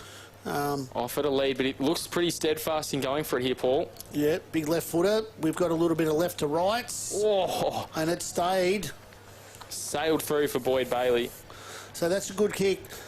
He wasn't really going to be the option because Cameron Eilert led out first and took the Palmerston numbers to the outside, which left that gap there for Bailey to sweep into, and he's taken the mark. Didn't really seem to have any issues with the distance either, and he was able to put through their 11th for the night. So starting to stretch their legs here a little bit. Nightcliff, they've picked up. They're in about third gear. We'll see what the last quarter brings us. We're about 17.5 minutes in. It's a 10-goal lead to Nightcliff. And if you'd have said to me before the game, I'll give you 10 up front, you would have taken it quite easy. But it hasn't been that easy for them. No, it's been, as we say, it hasn't been the most riveting game of football. It's come to life a little bit in this third quarter. As good work from the Tigers just to push that ball deep to the boundary line. That's a win against Agnew, who has been okay tonight as well. Hasn't seen a lot of it, but the ball's been, you'd almost say, up to 70% of the time in the hands of the Tigers tonight. They just haven't been able to cleanly break the lines. The ball comes off the hands of Paik. Politis gets, firstly, a tap to it on his feet, then a kick away, and then he'll have another kick getting it down the line. Good mark from Dirksen. He'll play on pretty quickly, looking for full forward. Cox running back with the flight. Kept it alive, and then from point-blank range, he puts one through. A little love heart to the crowd. He loves that one. Well, it just, once it came out, they were all sort of standing still, the Palmerston on ballers, after that stoppage, and it just came out too easy, and the Magpies were just chasing the Tigers out of that contest. A kick over the top. Dirksen has had an injection, obviously, of sorts since quarter time, because he's become really involved. Strong marks, he took that one and played on, and obviously the call from Cox was to kick it as long as possible to give him the opportunity, and he virtually strolled into an open goal. So that's not going to keep Mark Tyrrell very happy, is that if you're going to go down, you've got to go down fighting, and no easy goals would be one of those. Yeah, absolutely, and a few too many of them in this match, let alone in this third quarter, where the Tigers have started to put them on a little bit. They've kicked 6 goals already in this quarter. Ball handballed out now. Magpies on half back. Just can't seem to break the lines. Great tackle. They're just sitting back waiting, Nightcliff now, aren't they? They're like they're on the prowl. Pardon the pun, is that they're just sort of waiting, and that's what Philo did there. He just waited for the gazelle to come out of the pack, and he pounced on it. So, and as you can see, they're setting up like nobody's standing beside them. They're just waiting for the opposition to grab the ball, and they're attacking them. As Philo lays another tackle there back to back. But Wilson came through the pack then, but missed the footy, which creates another opportunity. Pate goes up, taps it over, looking for Politis. Throat gets boot to ball. Now he works it forward. Tapped off hands there of Lure, I should say, and taken very wide and over the boundary line by Hunter. Yeah, I think they're just starting to pick up a little bit. As we spoke about before, the fuel tickets are starting to run out too for Palmerston. Is that it's a hard slog. They're probably thinking, like we've got about 45 minutes to go and the season's over. We just need to see this one out. Maybe stem the bleeding a little bit. Pace, that's a good kick from a big fella. He finds Lorna inside 50, looking for Norman. Little fella at ground level. Not a bad kick, but Ellis just in a better position. He works it out that far side now. Spills over the top. Costa will run onto it, you'd think. Again, he just can't take it cleanly. Slippery ball at ground level. Costa gets a handball back. I think that was Ellis again. And Mark Tyrrell's taken a mark. Long time since he's done that inside the field of play. It's well wide, and Ryan Nyhouse finds himself with ball in hand. Well, you're not going to get a game next week, even if you do kick it to the coach. As Nighthouse plays on inside, goes inside 50. Dirk's in the target, through hands now. Handball off to Costa, and then handballed out the top again. Wilson gets a handball to Ellis, just a bit beyond his fingers and over the boundary line. Big crowd hovering around the bar there as well, so that the diehards have come out on a Friday night to back their team in. Cox on Fox in the rucks. Who will get hands on it? In fact, Fox has stayed down, and it was Coughlin who jumped up. Coughlin kicked that absolute perler for the Magpies just a few moments ago, earlier in this quarter. Ball dribbled a little bit further down the ground. Magpies keep running. Now comes off feet and over the boundary line. I think it's just gone over the boundary line before touching feet, and we'll have a boundary throw in. So 22 and a half minutes gone, and it's a 66-point lead to Nightcliff. As we're just before three-quarter time, so... In fact, it has come off feet there, so free kick to Nightcliff comes back to Bailey. We'll probably see them just maybe hold this footy up for the next 30 seconds or so. Gee, they tried to cross goal, didn't do it cleanly, but deep pockets meant it stayed alive. Lorna got it to Scott, and he'll get it back, a quick little 1-2, then he'll keep going to Politis, and another little 1-2. Politis putting a little bit of body pressure in between him and his opponent. Then it went over the hands of Dirks and come out the back. Oh, gee, that's over the shoulder on Barrett, but you feel like he might have dropped his legs. Umpire, what will he say? A free kick going the way of Barrett. He'll play on. Looking down the line. Good mark from Scott. It's been a bit quieter. He was really good in that first quarter. Been a bit quieter since. Bailey gets it off to Philo. Gee, that's not a great kick. Cut off. And then the Magpies looking down the line. There's a chance. Wilson out there by himself. High half forward. He'll poke it over the top, looking for a runner into the goal square. Lambton, can he open up the angle? He does. Point blank range down the other end. Magpies get their fourth. Well, you don't see that very often as Brodie Philo turning the football over, but that goes back to that turnover spot that we spoke about before, where the white lines merge there at centre half forward, and he came across and he tried to chip one in there. Wasn't his best kick. Turned the ball over, and they had a bit of an overlap. Palmerston, and they were able to push the ball down from one end of the ground to the other, and Lambton ran into an open goal. So they've got to watch little fumbling skill errors like that. Will has cost them a couple of goals tonight. They don't want to be doing that in the next couple of weeks up against a better opposition. Yeah, I think 3 of their goals have come from just about point-blank range in the goal square, and the 4th to Tom Coughlin just earlier in this quarter was a freak from the boundary line. So one out of the car park, yeah. Want to try and, reduce the amount of goals they are giving away from just silly little mistakes in the goal square. And if they hadn't, they'd probably only have 1 goal against them tonight, as you mentioned, from the car park, which is not going to happen every day, that's for sure. So Cam Ollett into the middle now. Tap down. Magpies get it straight out of there, trying to get a little bit more cheer in this 3rd quarter, but cut off at half back as Bailey, who's been thrown into the back line on the magnet board, works it down. Now Scott takes it, he runs. His bounce has just come off the wrong way. Then he's done a bit of a check side handball out to Norman. He's pushed into the middle of the ground, comes off hands. Few Magpies at the fall of it. Getting it out of there was Selwood. He goes long, clears the numbers. Brown will get to it first, you'd think. Needs to get rid of it quickly, but had a bit more time and composure. Pushes it out wide. Looking there, and he finds Eilert. Now looking for Politis in the middle. He'll play on. Poke it to high half forward. Comes off hands. Here comes Barrett again. Pushes it, and he finds Munnick. Got it back to the runner. Further down the field, nearly at 26 minutes in this 3rd quarter. I think we've had about 8 goals kicked, so it will be a longer quarter. And now they go back to centre half back, and it's in the safe hands of Felix Henderson. Now to Paris. Now with Nathan Brown. Tempo footy has been activated. Tigers just slowing it down. Philo will push it again across. They're moving it laterally now. Eilert, he'll go to half forward. Scott's all by himself, and he's got a runner in Politis as well. That's where he'll give it. Then into the pocket he goes. Dirksen off his chest. Good work. 2 bites the cherry. They're not done yet in the quarter, are they, Paul? No, and it looked as though they were. They were chipping it around. They were virtually going from one side of the ground to the other. They were under the trees on the coach's box side of the ground about 35 seconds ago.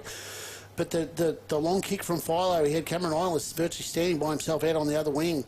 And the next thing you know, that they've gone inside 50, and Dirksen, who's had a bit of a purple patch this quarter as the 3/4 time siren goes, lining up for his 4th. He comes. He's had about 4 shots this quarter. That one's across the face.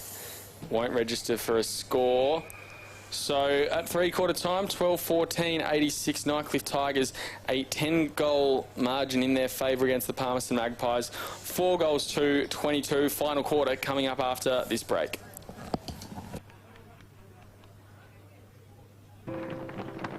We're for being in it together. Like Danny's team. She'll be captain next year. For real? For real!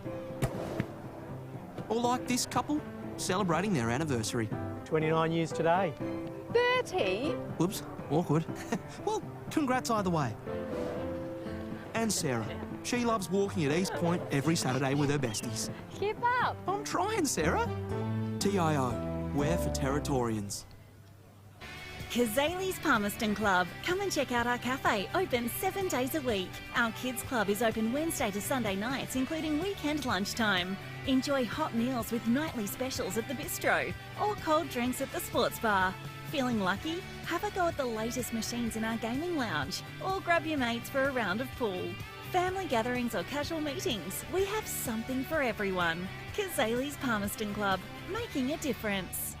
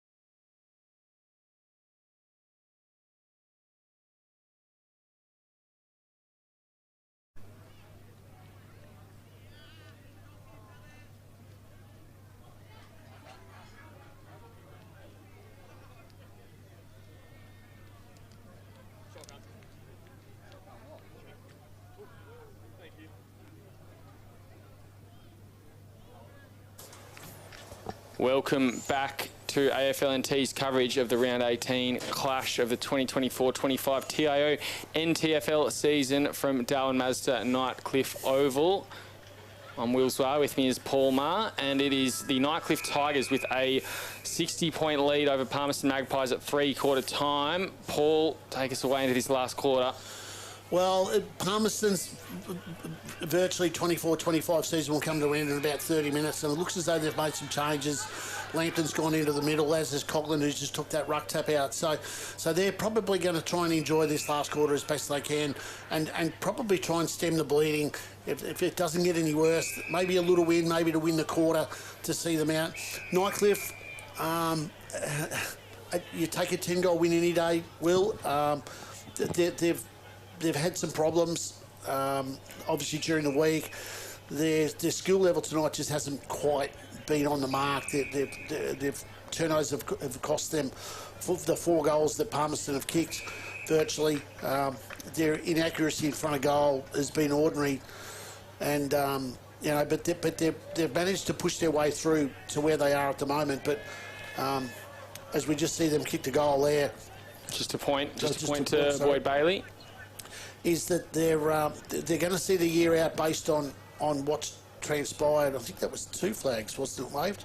They're going to. Yes, it was a goal. It was a goal in the end. Yep. They're going to see the year out, and then go into a finals campaign next week. It's a little bit unknown as to what the processes are and what's going to happen. But there's obviously been some sort of effect tonight. There are 4 or 5 players out from last week's massive win over Buffaloes. And the win before that over Waratahs. So they're playing a little bit under strength, but they've performed and they're going to come home with a 10 or 12 goal win tonight. So nothing wrong with what they've been able to do. It's just a matter of fine-tuning that, and whether it's Lee Grossman or whether it's the assistants that are going to take over and push them into the next couple of weeks is yet to be seen. But they need to improve a little bit on this, because if they're going to come up against the southern districts, and we know what some areas are like come finals time, on this performance tonight, they'll need to improve vastly. Yeah, and I mean, what we know from today is that they've been sort of given some sanctions for potential player flying breaches, as Costa gets a kick away, and now Mick tries to take it down the line. Costa running through, gets a handball off. Could be away here as Klein gets boot to ball, kicks it inside the forward 50. Wilson comes off his hands, and they work it forward. But the Tigers, as we know, they could be dropping down from second place where they sit at the moment into 5th, depending on other results from the weekend. However, I'm just trying to do the maths here, Paul, and I think if they get a big win tonight, they could maybe close some gaps in the margin. If other results go their way, as the Magpies do get their first of the last quarter, they could still hold a spot in that qualifying final. I think they can finish 3rd if Tars lose, St Mary's lose, and they make up some percentage. Well, if the ladder as it stands at the moment, with they're on M&T, we're on 44 points, and St Mary's on 40. Waratahs aren't going to go any further than 5th. They'll probably go to 4th. St Mary's have got Southern Districts, so based on form at the moment, but St Mary's percentage is by far the second best in the competition. So depending on what transpires, Tiwi can't do anything. They've got to bye this weekend. Nightcliff will win tonight. Where they sit should still be okay based on what's going to happen within the next couple of days. St Mary's beat Southern Districts. They could jump up to take that spot. Their percentage is better than Tiwi, so they could push up into 2nd spot.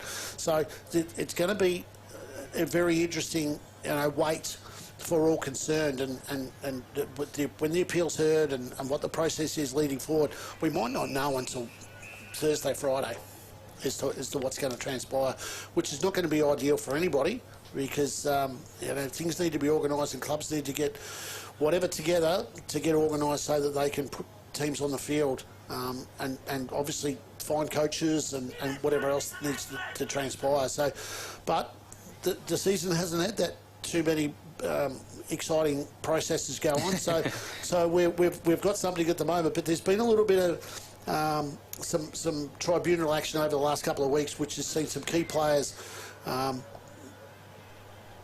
get rubbed out, and which is, as we see, a goal assist kick there. It's a fantastic kick from Fox as he kicks their second of the quarter. Palmerston putting something on. You mentioned as well, they probably just want to go out and have a bit of fun in this last quarter. The last 25 minutes, you'd say they're going to have in season 24-25. Mark Tyrrell, he'd be all about having the love of the game. I reckon he's probably gone out there at three-quarter time, Paul, and just said, you know what, guys, do what we love doing. Kick the ball, mark the ball, lay in some big tackles, some big, strong, fair tackles, kick some goals. It's already what they've started to do 5 minutes into this fourth term. Well, that's it. As we said, we've seen Munich and Lambton go on ball, which is probably something that they haven't done previously. Coughlin's gone into the ruck there as well, and it looks like Klein has stepped in on ball there as well. So he's given some opportunities there for some players to get in and do a little bit. It might be bottom of the beer glass scenario stuff, but I mean, a little win is a little win, you know. And you can climb over the top of probably the second best team in the competition and win a quarter. You know, that's something that they can maybe celebrate with on Mitchell Street later on tonight. As Mick gets it over the top, Magpies moving it forward again. They've started this last term with a bit of pizzazz. Tigers now moving across their half-back line. Brown, and then off he finds Fitzgerald. Now in the hands of, I think it might be Norman again. Then off to the runner. Ooh. Gee, I think he twisted his ankle in that kick. The big fella Paik now with it. Rolls onto his left. Inside 50 he goes. Cox jumped up at it. Bailey, he'll do the crumbing. Very tight. Pushes it. No. Got some late contact from Wharf, and it looks like that might be paid downfield in favour of Cox. Politis potentially with a bit of a ginger wrist there. He's not overly, he's not happy, is he? If he's copped a knock on that or what's happened, because he was a little bit concerned by it. Politis looking inside. Instead he goes backwards to Philo. No, he's got a long boot on him. He'll play on, launch it in the centre corridor. Hits the deck now. Or selling a bit of candy was Hunter, then goes out to Scott. He'll have a snap to the top of the square now. Not enough on it. Fox takes a good mark in the back line, who's been really good tonight, Fox. He has, and so has Rowan Wharf. He's had a pretty good season, actually. He's been up against it all year. Ponching the ball's been in his space a fair amount, too. Yeah. Been a handy player for them. I think Wharf and Wilson are 2Ws, sort of thrown a little bit, mainly Wharf playing the back line, Wilson the forward line this year. That sort of half forward, half back, rotating a little bit through midfield. Yeah, both been the most consistent players for me for Pies this season. Is now right on half back. He pushes it across the face. Gee, dangerous kick is really not helped out his teammates. Scott putting some pressure on. Then Mick finally gets a handball out to him. He pushes it long. Trying to get to it now, Catapoulis. Pushes and out-muscles his opponent and puts on a good tackle. Now comes through to Fitzgerald. A handball out and back into Fitzgerald. Pushes out to the wing. And there's a whistle blown. Free kick, potentially off the ball. Kept downfield. In fact, no, 50-metre penalty by the looks of it, going the way of the Tigers in yellow and black. Philo with ball in hand. That might have been another 52, because I think Wilson was maybe having a word to the umpire. You know that they'll be pretty tight on that this week and into finals. You think there's been some pretty unsavoury incidents over the last few weeks regarding the umpires, but you know, we know it's an integral role they play. They get on to Philo in the goal square. Tyrrell would hate that. Coach killer, no one on the goal line, and Brody Philo gives a little kiss for Valentine's Day. Well, that's just lazy. That is. Not only it was the undisciplined play, obviously, with the 50-metre penalty and the downfield stuff. They're not going to get anything out of doing stuff like that this late in for the last game of the year, let alone in the last 20 minutes of their play. Is that they're going to be giving away 50-metre penalties and free kicks, and then let somebody run into an open goal like that. As we spoke about there at half-time, as they came out, they had a little bit of fight in them, that they were sort of standing up for themselves and trying to be a little bit bullish and trying to get a little win here by maybe winning a quarter or making it hard for Nightcliff, you know, to get through and have everybody fit and healthy and out of the umpires or the match review panel's thought processes, as it looks as though there is a centre 666 infringement. Free kick to Pace. Pace gives it off to Bailey. I think it'll be brought back though. He's just gone with the barrel, but umpire, he's going to bring it back. So we're not even 10 minutes in, Will. I mean, this is probably going to be the longest 15, 20 minutes of Palmerston's season. And was looking pretty promising for about the first 5 minutes this quarter, all falling apart with a few undisciplined, lazy acts in the last few minutes. Now they've got to reset. They've got to go back to the 6-6-6 process for the free kick to be taken. And now that the whistle's gone, they can spread again. Pate kicks it long inside 50. Oh, good mark there, just pushing out from the goal square. Norman outside the paint now. He'll probably bring himself inside if he wants, but he's looking for other options. No, he'll push back now.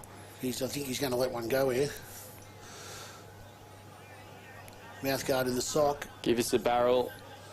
Oh, he's looking at the high drop punt, I think. He's trying to... Give us a barrel, Jackie boy. Is he going to try to get an extra couple of metres by... No, he'll go the drop punt, inside 50. And just through for a behind. Did the distance all right?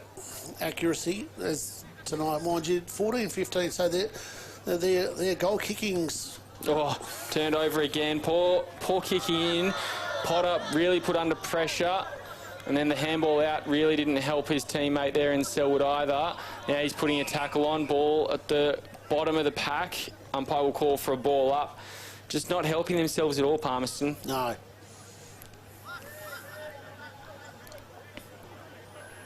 Ball goes up. Tap down from Paik. Again, he's probably been one of the better players, most consistent players all night, doing it in the air and at ground level. They've just got to see this out, Palmerston. They've just got to, you know, it's at 10 goals at the moment. They've just got to see this out. They've kicked a couple of goals this quarter. If they kick another one or another two, you know, maybe they can walk off and say, hey, we had a crack. You know, we held them. You know, we did our bit. But Nightcliff have got another 10 or 15 minutes. They could put another 4 or 5 on, as what we've seen over the last couple of weeks, even against good teams, against top 5 teams. So it's Palmerston now bringing the ball forward to a series of handballs, and they see themselves come inside 50 here if they've got any luck. Catapulus with 2 tonight, though he's just slipped there, and it's bounced off his thigh, off his knee over the boundary line. I don't think they'll call that out on the full, but just a bit sloppy there, young Catapulus, and he's been really good the last few weeks, so he'd be disappointed with that, but 2 goals tonight. Just waiting for the boundary umpire here. Some conversation going on. He's pointing in the... Geez, they're thorough, aren't they? Want to try and get this right as possible. Hey, they're up for finals games too, the umpires, so there might be a little bit of pressure on for the boys in green. Taken straight out of there by Paik. Still in dispute at ground level. And then broken away, Sean Hunter again. His kick short off the half volley taken by Bailey. Cox gets it on the outside, then gets it on back to the inside. Rinaldi, arm over his shoulder, didn't matter. Running through, getting a handball over the top. Plenty of numbers. Dirksen gets around 1, has options. Instead, he just snaps again from point blank range. That makes number 4 for the night for him, and his first of this final quarter.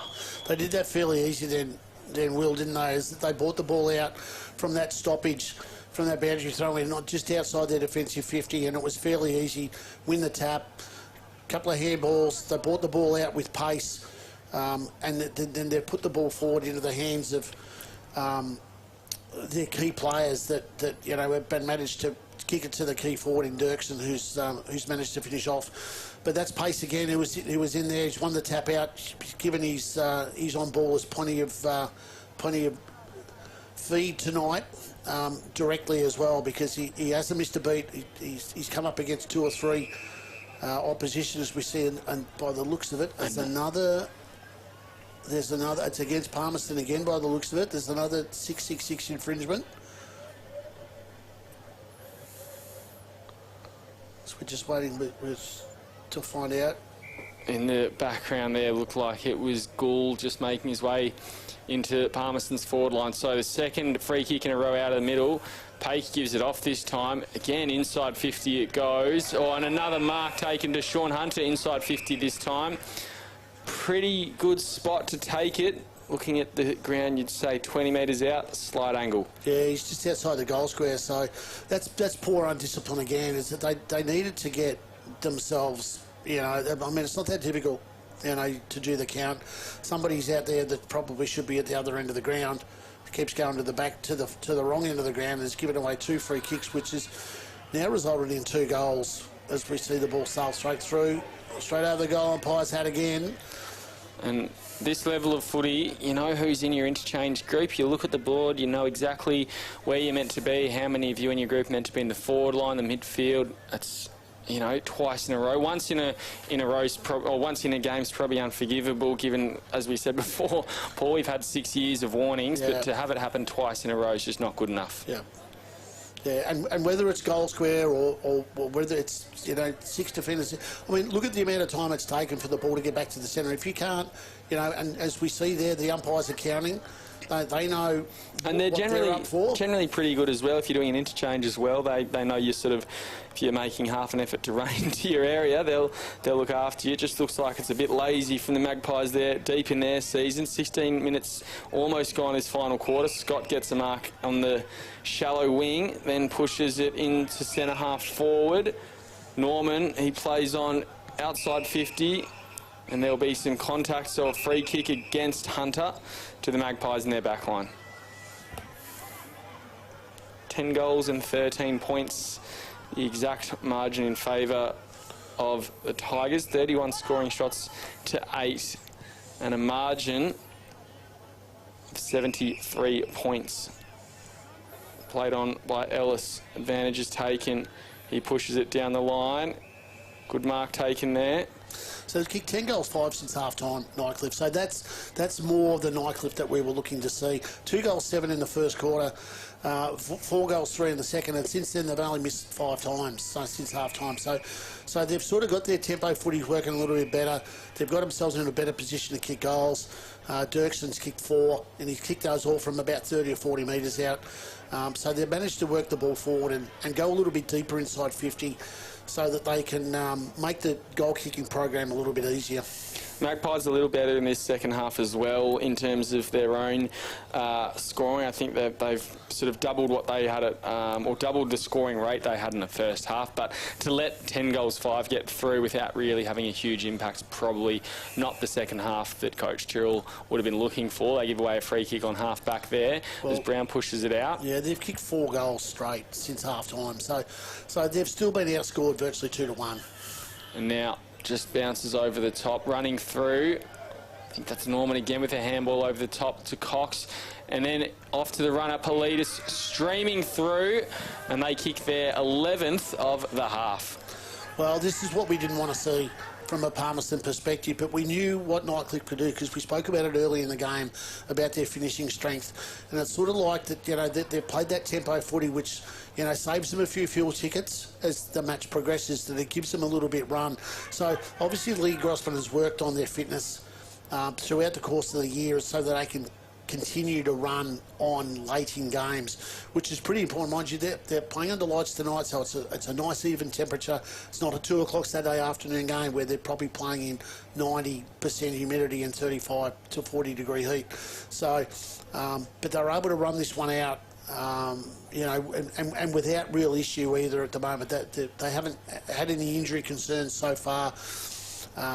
They seem to be finishing the game off all right, which is going to stand them in pretty good stead for next week. Ball goes up now. Paik tapped it down into the hands of Potter for the Magpies. Eilert then gets touch. As we said, his final game, his final home and away game for the club tonight, as we understand it. Ellis goes through his hands. Now Scott, he'll be on the outside, but Ellis just gets boot to ball, kicks it very wide. How the umpire call that one? We don't know. Whistle has been blown, and it'll be a free kick going the way of the Tigers. Then to Scott. Rolls round onto his preferred, runs a ring around Ellis, finds Bailey. He's been good tonight, Bailey, too, as he probably in a little bit of a different role, playing high half forward. Then inside 50 they go. Over the top. Wharf chasing it back, but it will find the boundary line. As you're watching AFLNT's coverage of Round 18 of the 2024-25 TIO NTFL season here from Darwin Mazda Nightcliff Oval. And it's 79 points, the margin in favour of Nightcliff. Their final home game of the season. Ball comes in deep in their forward pocket, but taken by the Magpies. In fact, it hits the deck. Costa tried to get, nearly a stray elbow there. Very tight, and Rinaldi will get into the middle of the ground. Brown's kicked it into his team, into his opposition's head. Might have another crack if he can get a tackle on. Handball goes back through traffic, then just bounces out of the hands of the Palmerston defender. In now to Tanner. Handball through. Rinaldi checks side through from point blank range as well, and they get it out to 85 points. Well, everything that we spoke about from a Palmerston perspective is gone against them. You know, they wanted to hold their head high and play this quarter out, but Nightcliff, as we spoke about before, they've got a few fuel tickets left, and they're starting to play a little bit of fun footy and handballing the ball around now to try and get everybody involved to kick a goal and see this home and away season out and come through this without too many scars. So. Eilert looks like he'll start in the middle for what could be one of his last centre contests as well, Paul, alongside another dual Nichols medalist, Cam Eilert, and Boyd Bailey as well. I think might have won a Mitch Lee medal in his time, or gotten pretty close thereabouts as well. Ball goes up, getting into red time here. Paik gets it to Philo, and then he kicks it laterally. Finds Scott at half forward, a handball over the top to Bailey, who kept running, then to Tanner. Tanner in a bit of space in the pocket, just blazes away. Likes that though. The crowd get around him too. That margin getting bigger and bigger, and now into the nervous 90s. 129. Nightcliff lead the Magpies on 38 by 91 points. Yeah, it's starting to blow out. It's starting to get a little bit ugly, which is probably, in Mark Tyrrell's last game for the year, he's not going to be overly happy about. You know, to think that they battled hard and for 3 quarters to try and keep some sort of, you know, come out of the game, you know, a little bit respected at the end of it to see their season out. But Nightcliff now have pushed through and have kicked 7 last quarter goals so far to stretch that lead now to what is 91 points. Ball comes off the deck now. Eilert gets a handball to Philo. Wrapped up in a tackle, intercepted by Klein, and now Lambton picks it up. He'll roll around.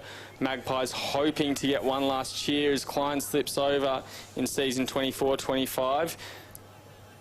Comes off feet at the deck, tight on the boundary line, outside 50, over the boundary line it goes, in front of the old scoreboard there at Nightcliff Oval, Darwin Mazda Nightcliff Oval. Nearly 23 minutes gone in this last quarter. That third quarter, I think, Paul, went for about 26 minutes. So another high-scoring quarter here. You mentioned 7 goals the Tigers have kicked and 2 the Magpies have kicked. So could go for another couple of minutes. Passed out to Scott now. He puts on the afterburners, blazes away, and then kicks inside 50. Hunter at the fall of it. Spun around, gets it back inside, looking for Tanner. It comes off his hands. G. Paris has moved up forward. Tanner won't have a look in. He'll just snap on goal himself. And it stayed in. Dirksen takes it. He keeps it alive. Tackled without it, I think. Umpires paid a free kick. No, it's gone through for a behind. No, boundary umpire put his hand out, sent it across the line, so it was good work there. Dowsett gets it into Wharf. He goes down the line, goes through hands. Another whistle blown. Magpies way. Wharf will keep running. Stopped in his tracks. Ellis running through. He throws it to half forward now. No one in particular really. As Paik gets a handball to Eilert back through traffic to Fitzgerald, pushing it out wide now. And I think it's with Montalban. No, it's with Brown. Red boots throwing me off as he goes for a switch, looking for Politis. Pretty easily gets around Ellis, and then he'll get it back a little 1-2 with Philo. Takes a bounce, pushing down the line, looking for Scott. 92 points. Kick went beyond Scott.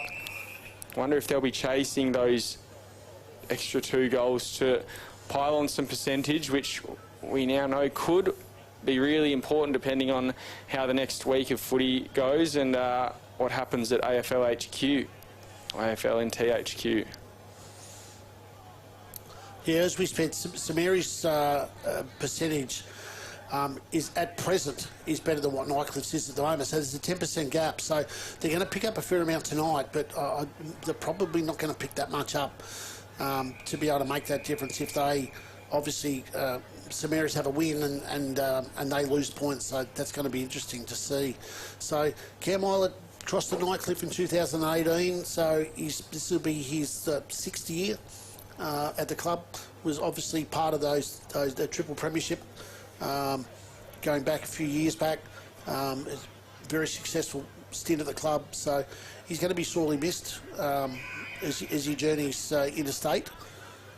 So we'll see what can happen in the last couple of minutes here as they might push him forward to get a bit of a swan song goal. Bailey looking inside 50, but the ball turned over.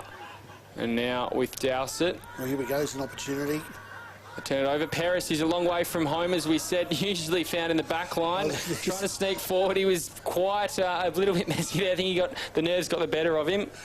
And Cam Eilert sitting in the goal square, exactly what I've spoken about trying to get a throwaway goal. So, and he was sitting there, but the fumble didn't go, went against Nightcliff and turned the ball over. So now Dowsett, who's been okay as well tonight under this season. Come a bit more into it in this second half when the ball's been down his area of the ground in the back line. Now with Agnew. Looking all for Lambton. Pake's just come in, almost taking him out. Hunter gets boot or gets a handball away to Bailey, then offers a handball then to Politis, and he gives one out wide looking for Philo. He goes into the pocket looking for Cox. He's going to be looking for Paris or Eilert, you'd think. Instead, he finds Cammy Eilert in the goal square. Well, and if I was playing for Palmerston, the first bloke I'd be standing on would have been Cameron Eilert, because everybody knew where the ball was. A little bit Michael Jordan-like. We all knew who was going to take the shot, didn't we? And it was going to be Cameron Eilert, and of course he's sitting about 14 metres out from goal, standing there by himself, and Philo to Cox, and then Cox to Eilert as we see him take a couple of deep breaths here. No pressure on this one at all, Will, is there? As he's kicking from about 13 metres, and he puts it through. The crowd have erupted. They get around him. His teammates come from everywhere. Legend of the NTFL, dual Nichols medalist, triple premiership player with the Tigers. Possibly a few in there with St Mary's as well. There was probably about 5 or 6, I would say. And there's somebody will probably correct me on that with St Mary's in the golden era that they had, going back in that in the 90s era, and of course the cross to Nightcliff, which was probably seen as one of the biggest moves within the NTFL at the time, probably apart from the day that Morris Rioli stepped over to Waratahs. But look, he's a doyen of the game, obviously, and you know, the time that he spent with the NT Thunder, and his last couple of years he's journeyed across to Cairns with the South Cairns Cutters to give them a bit of a boost at the same time. So even at that ripe old age, into his mid to late 30s, he's been able to still get on aeroplanes and play a couple of winter seasons as well as playing the summer seasons, which he does up here. 620 odd games of football. So, which is a fantastic effort. 4 goals tonight as well, and 1 in each quarter. So having a pretty good night and showing he can still do it at the age of 40, I think we were saying before. 40 this year, 624 games for 719 goals, and he virtually gets in the best player every 3rd game. So, which is fairly consistent, which is like having a batting average of about 65. Yeah, he's a champion of the game. You imagine that there'll be a little bit of a celebration of him and his career in the NTFL and with the Tigers tonight. But it is the Tigers who've run away 98-point winners, 20 goals and 16 points, 136 points to the Magpies, 6-2-38. Have you got our goal scorers there, Paul? Eilert with 4 and Dirksen with 4, Hunter with 2, Tanner, Norman, Lautner, and we've got Politis, Cox and Philo, with Rinaldi and Paish and Boyd Bailey skipped in there with 2 as well. So massive last quarter there for Nightcliff. 8 goals, as we spoke about. They kicked the 9 a couple of weeks ago against Waratahs, against the better opposition. Palmerston, Nathaniel Lampton, Terry Kouthropoulos popped in with 2, Wilson with 1, and Spencer Fox with Tom Coughlin with one apiece. So as we look at the scoreboard, 98 points. Would we have picked that before the game? We knew it was going to be a little bit one-sided. Palmerston, we're in the chase. They were 10 goals down at three-quarter time and kicked the first couple of goals. It looked like maybe having a little win in that last quarter, but the Tigers just took off, didn't they? They mucked around with their prey all afternoon, and they decided to go in for the kill in the last quarter. So a good pre-finals performance for them. They've got some work to do during the week, both on and off the field, to work out where they're at for next week. So watch this space. I dare say that between the papers and the social media programs, we're going to find all about that within the next 48 to 72 hours. We've got another couple of games on coming up over the weekend, Will, which may well have some bearing on the finals. The Wanderers Pint game is who's going to finish just outside the 5, so there might be a little bit of bragging rights there. And I think the last game between those two went down to the wire as well. Jack Truan kicked the sealer. Jack Sinclair, with about 2 or 3 minutes to go, or 20-30 seconds to go, I should say. So out of the bar at Pints there to give them a win in horrible conditions. Waratah take on Darwin Buffaloes at Gardens Oval tomorrow, so Waratahs they'll be in for a bit of a pre-finals training run type scenario. Buffaloes have avoided the wooden spoon with a win over Palmerston the other week. Cleaned up Wanderers just after Christmas as well, so they want to be finishing on a bit of a high as well. And probably the match of the round is out at Norbuilt tomorrow afternoon, where Districts will take on St Mary's. St Mary's a chance to grab a double chance here, or to hang on to a double chance, to see how that works out, obviously based on what's going to transpire. See, we've got the bye. Very interesting because Marlon Pickett is on the sideline, so he's going to be a big loss in the finals, and unfortunately them having the bye is going to keep him out until they maybe make a preliminary final. So yeah, some massive games coming up this weekend, as it looks like both the Nightcliff Tigers and their opponents tonight, pretty magnanimous in defeat after a pretty big defeat, are going to give a guard of honour to Cam Islet, who, as we mentioned, I think it was 700 odd games and about 600 odd goals as well. A few league best and fairest all over the place, but in the Northern Territory, 2 of those, 2 Nichols medals, I should say, 1 with the Tigers, 1 with St Mary's, and a handful of premierships. He's going to be chaired off by the looks of it. I think it's going to be Nathan Brown and potentially just trying to work out who else is there. Who else is going to get up? John O'Paris as well, who's had a pretty good season and career alongside Cam Islet. All triple premiership players with the club during their three-peat last few seasons, and a great way to send off a legend of the game, Cam Islet. Well done. 4 goals tonight, fantastic effort, and all the best for whatever's to come for him in his sporting and non-sporting career. Yeah, it's been a wonderful effort. It's a big loss to the game in the Northern Territory. Cameron Islet obviously was a stalwart of the NT Thunder in the days when they were within the NEFL, and a bit of a legend at both St Mary's and Nightcliff, and obviously his brother Jared, who's got a couple of Nichols medals there in the cupboard as well. So he can take all the accolades now because he'll be the only Islet in town. So, he's going to be sorely missed by all. By the football fraternity in Darwin, that's for sure, as he moves to Adelaide to pursue his professional career. That's curtains on our Palmerston's season for 2024-25. They will finish with the wooden spoon in hand. For Nightcliff, they're waiting for other results both on and off the field to determine where they will finish. But a 98-point win tonight, the best they can do to get back into some good, strong winning form ahead of what's meant to be a big 4 weeks of football ahead. I'm Will Zwar. With me tonight was Paul Maher. Pleasure to have you with us, and we look forward to bringing you footy throughout the rest of the round.